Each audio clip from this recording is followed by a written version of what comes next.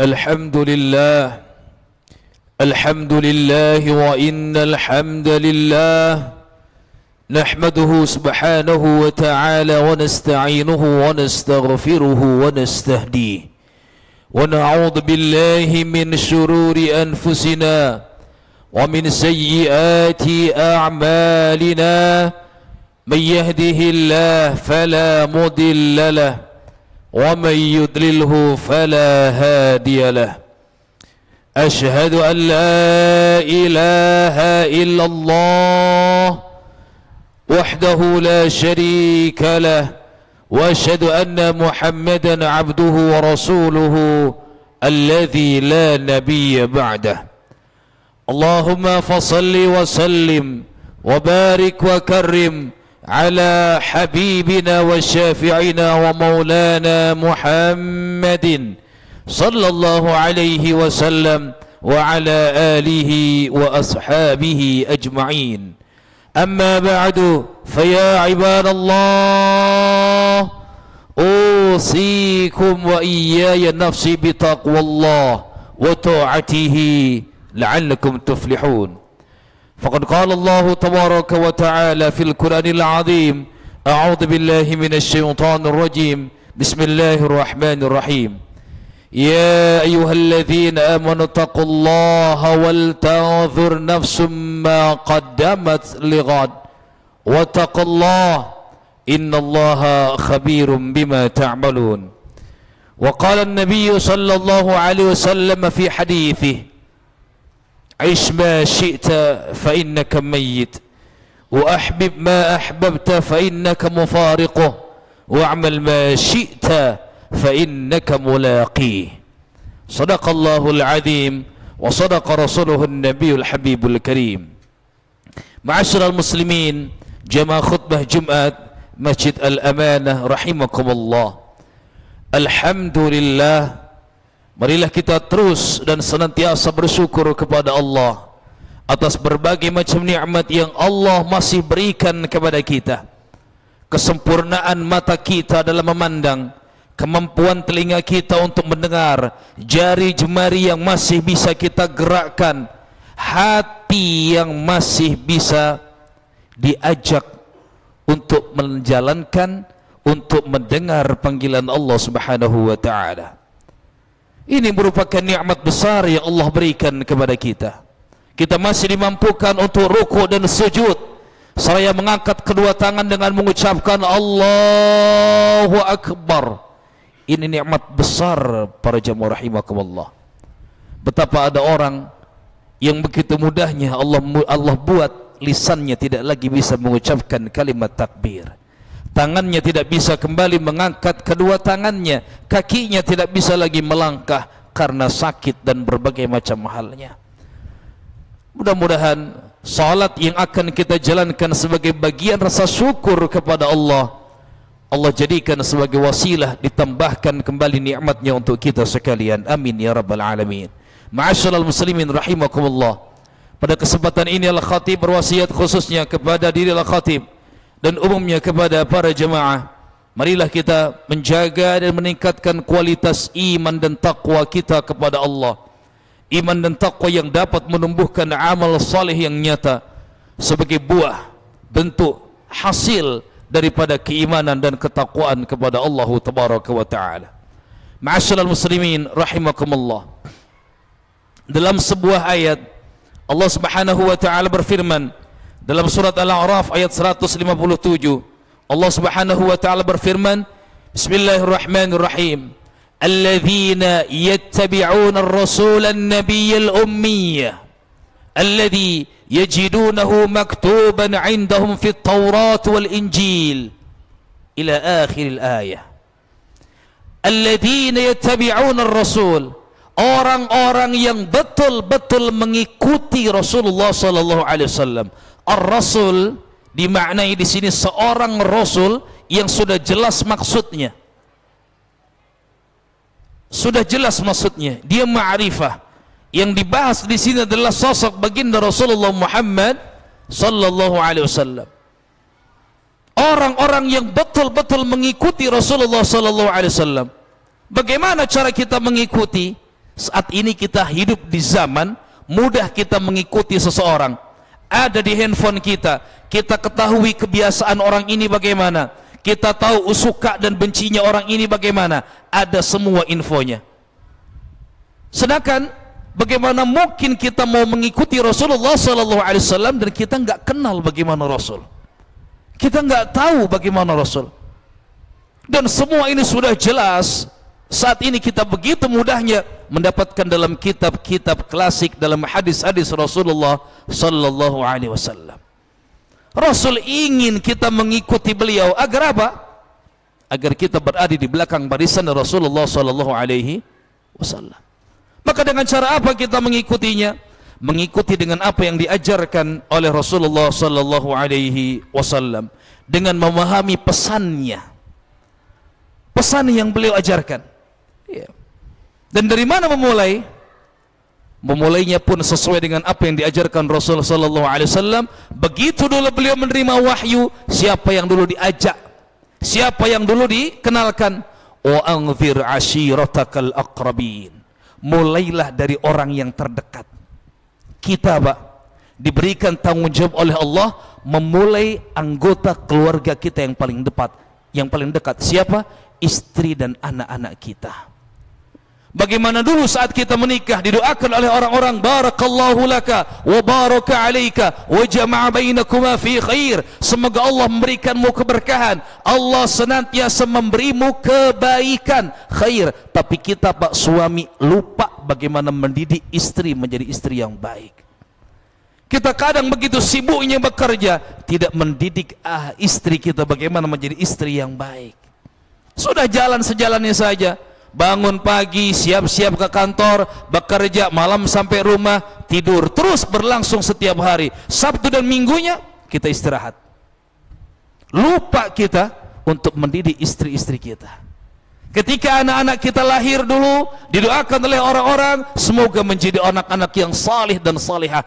Tapi seiring berjalannya waktu, kita Pak melupakan didikan kepada anak-anak kita bagaimana menjadi anak-anak yang salih dan salihah. Minimal indikator salih dan salihah, bisa salat, bisa ngaji.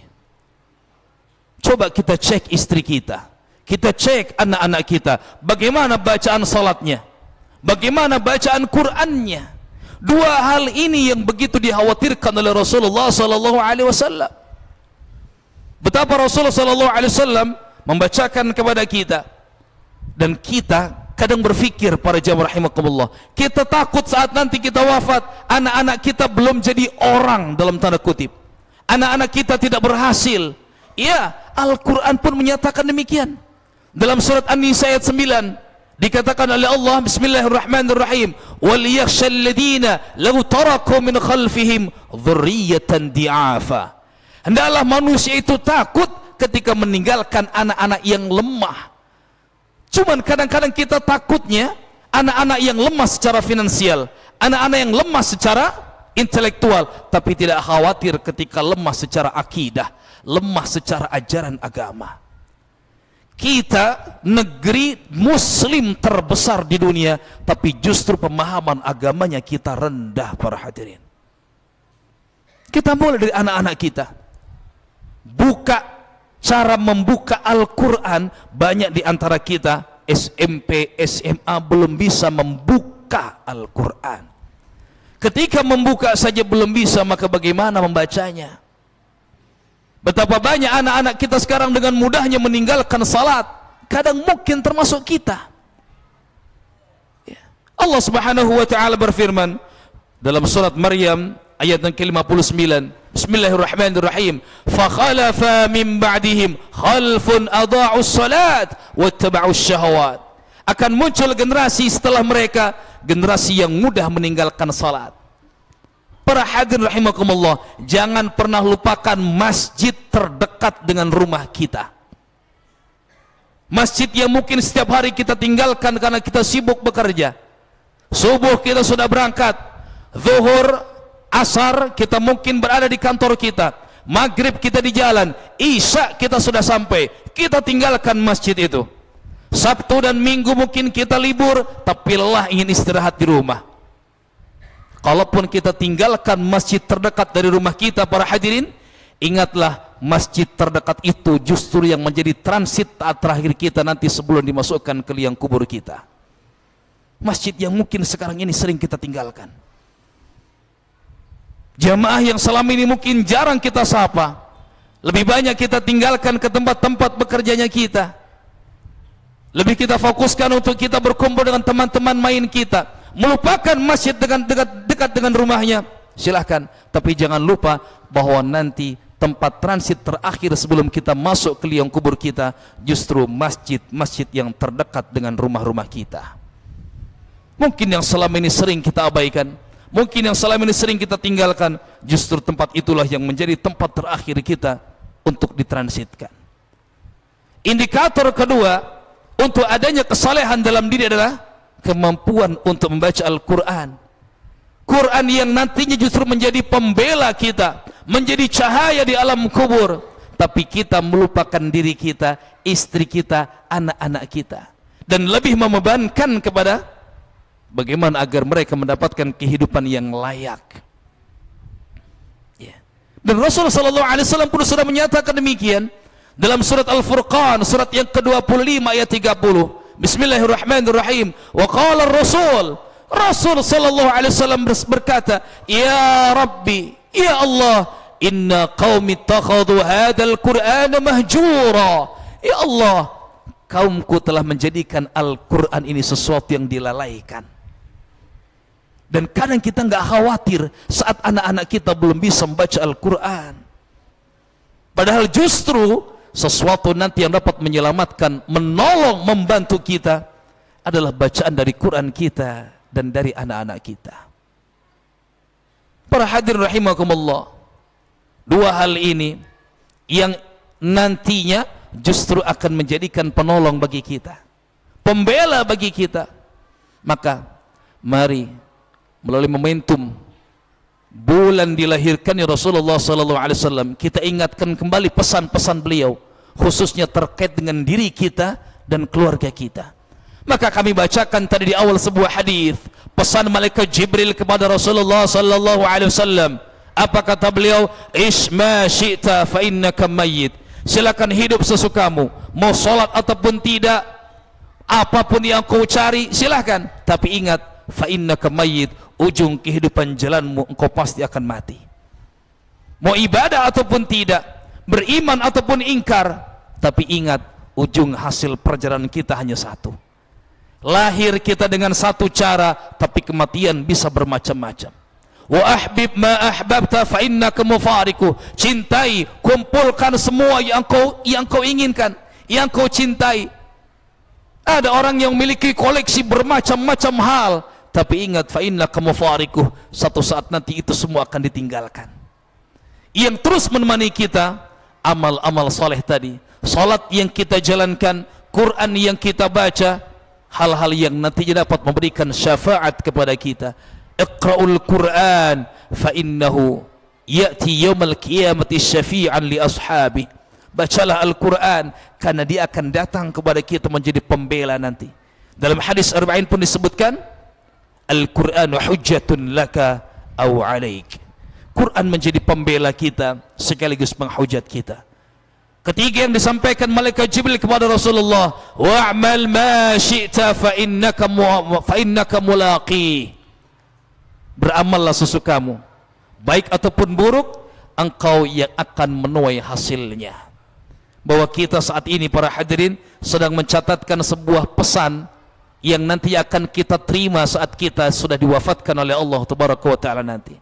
Maka sebesar apa yang kita lakukan, sebesar itu pula nanti akan kita tanam. Maka mudah-mudahan Allah jadikan kita dan keluarga kita, anak keturunan kita, seperti yang Allah sampaikan dalam surat At-Tur, surat yang ke-52 ayat 21, orang-orang yang beriman dan juga keturunannya yang mampu menjaga keimanannya. Alhaqna bihim dzurriyyatuhum, kami akan kumpulkan kembali dengan anak-anak cucu mereka. Tentunya karena tadi alladzina yattabi'una ar-rasul, yang mengikuti caranya Rasulullah sallallahu alaihi wasallam.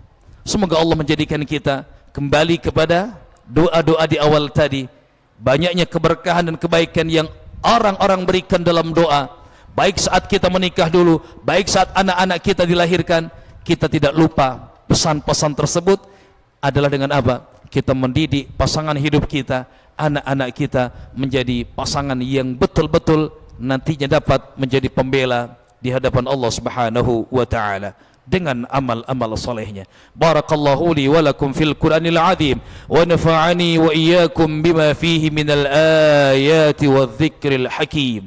Aqulu qawli hadha wa astaghfirullahal azim li wa lakum wa lisairil muslimin wal muslimat wal mu'minin wal mu'minat fastaghfiruhu innahu huwal ghafurur rahim.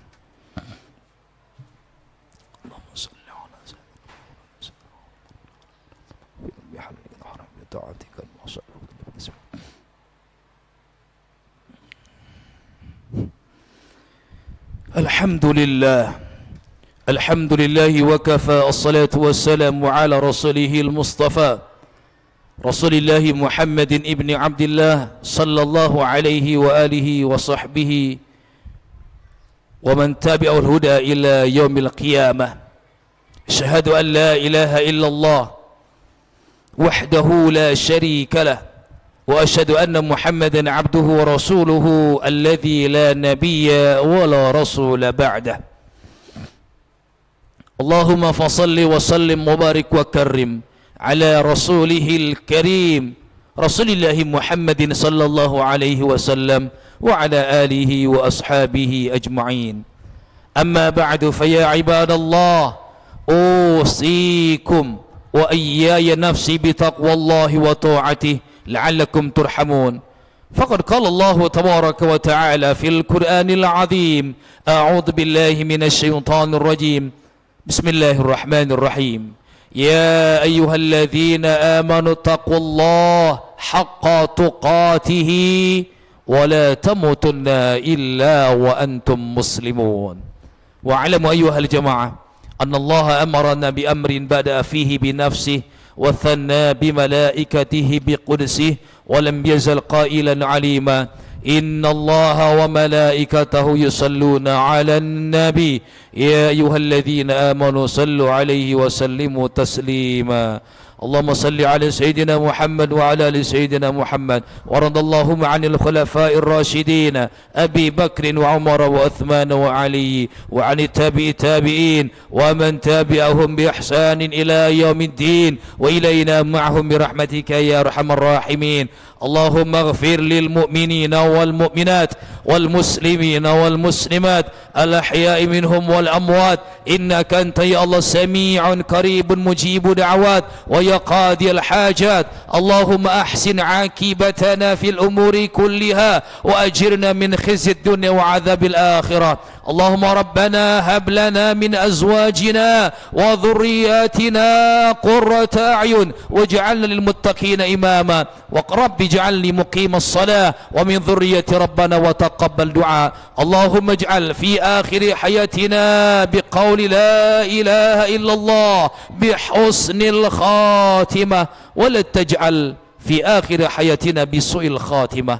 ربنا آتنا من لدنك رحمة وهيئ لنا من أمرنا رشدا. ربنا آتنا في الدنيا حسنة وفي الآخرة حسنة وقنا عذاب النار والحمد لله رب العالمين. عباد الله، إن الله يأمر بالعدل والإحسان وإيتاء ذي القربى وينهى عن الفحشاء والمنكر والبغي يعظكم لعلكم تذكرون. فاذكروا الله العظيم يذكركم واشكروه على نعمه يزدكم واسألوه من فضله يعطيكم ولذكر الله أكبر. أقم الصلاة.